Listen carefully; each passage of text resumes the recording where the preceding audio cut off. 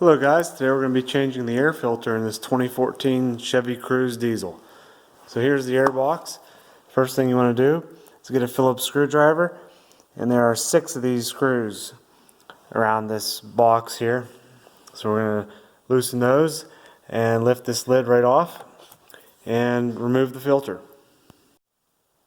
Okay, the screws are all loose, you can see. You don't need to remove them all the way, just enough that they stick up about an inch, and lift the lid off, and here's the filter. You just lift this right up and out, and you can see you'll have some debris in there. I like to get a vacuum and actually suck that out of there, so I'm going to go ahead and do that and then install the new filter. Okay, the air box is nice and clean. Now I can go ahead and grab my new filter. I chose a Mann Filter. Here's your part number. Go ahead and open this up.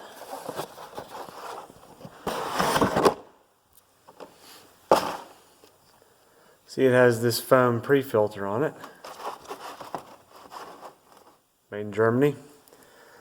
So go ahead and slide it right in.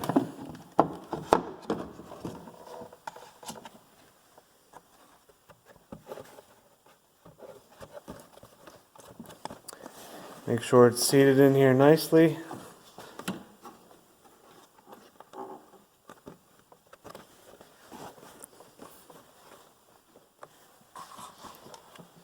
Okay, it looks good.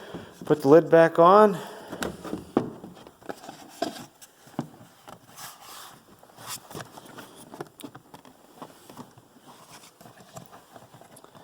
we'll go ahead and tighten up those screws, and that'll be it.